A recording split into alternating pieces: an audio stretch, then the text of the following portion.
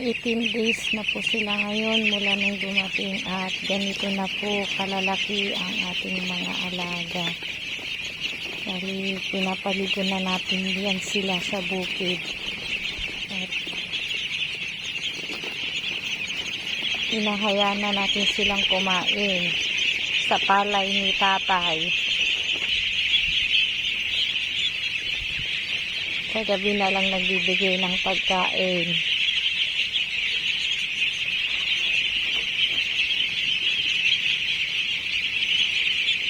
Bilis nilang lumaki.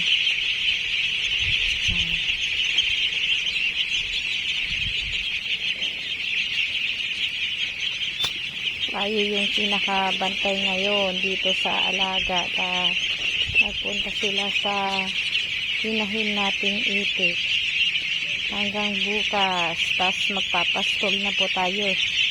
Sinasanay na po natin silang ipastol para po hindi po masyadong magastos sa feeds.